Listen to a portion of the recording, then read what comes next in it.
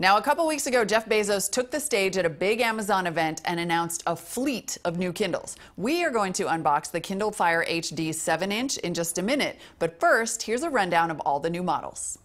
In the e-ink family, the Kindle Paperwhite is the new star. It has built-in light technology, which Bezos says lights up the screen so you don't need an external light. But apparently it's not as bright or hard on your eyes as an LCD. Other big changes, there are 0 buttons on this Kindle. It's all touchscreen, and Amazon says it will have 8 weeks of battery life, even with the light on. I'll believe that when I see it. I ordered the Wi-Fi only model, which costs $119, and it's shipping on October 1st. The 3G version costs $179, and then the original Kindle, which I'm going to torture test in just a little while here, goes from $79 to $69 with ads. Now on to the Kindle Fire. There's a new updated version of the original Kindle Fire that's 40% faster with longer battery life. That price goes from $199 to $159.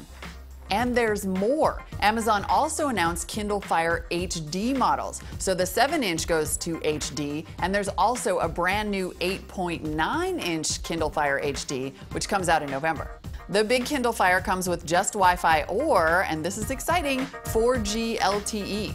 Both models have 1920 by 1200 resolution displays and 1080p screens. Wi-Fi only will go for $299, and the 4G LTE model will cost $499 with a yearly subscription fee.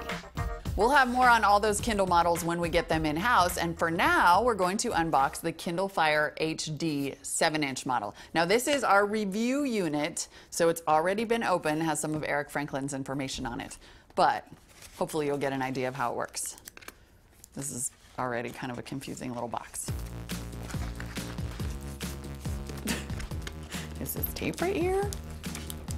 Oh, I'm not smart enough for the Kindle box. There we go. Okay. Looks very much like kind of the standard Kindle packaging, but black this time. Ooh, oh wow. Okay, now this is a 7-inch display, but it's way bigger than the, okay, well first, charging. This is sort of new with the Kindle line. I've noticed they're no longer coming with the power bricks, just the cable. You can actually buy the wall wart separately, but it costs 10 bucks, which I think is kind of a bummer. Because if you're bringing one of these, you're not bringing a laptop. I don't like this trend. Anyway, this is a substantially different looking Kindle from the original. It's much more landscape oriented for one thing, and then look at it compared to this guy. They're both 7-inch tablets, but this is just like a big square brick, and this thing is totally different.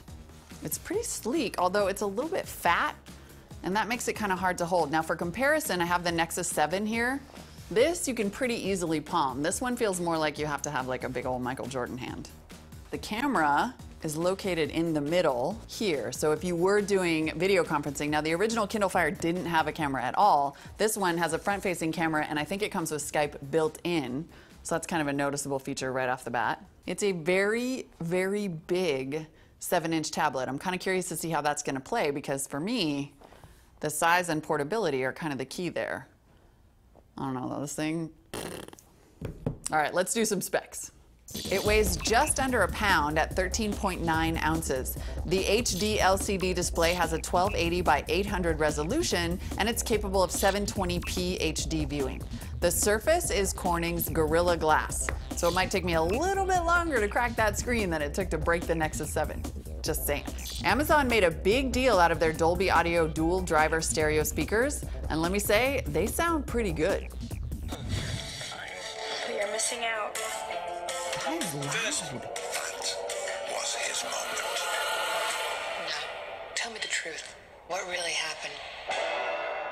There's also a dual-band dual antenna for better Wi-Fi performance. And speaking of performance, it has a dual-core 1.2 gigahertz processor. That should be okay for gaming. Right here is a front-facing camera, and they preloaded the Kindle Fire with Skype for your video conferencing needs. The original Fire, no camera.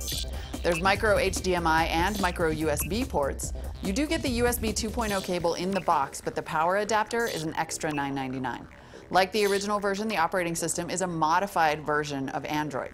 Now, all the Kindle Fires will come with ads on the lock screen, which is probably how they keep that price down. You can get rid of the ads, but you'll have to pay an extra $15. The 16 gig model is $199, and the 32 gig version goes for $249.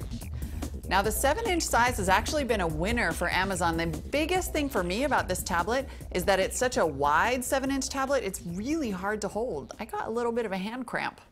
I will say, though, I do think this is a good size, but I'll be interested to see what people think of the new bigger Kindle Fire HD. For Eric Franklin's full review of this guy right here, head on over to cnet.co/KindleFire7HD.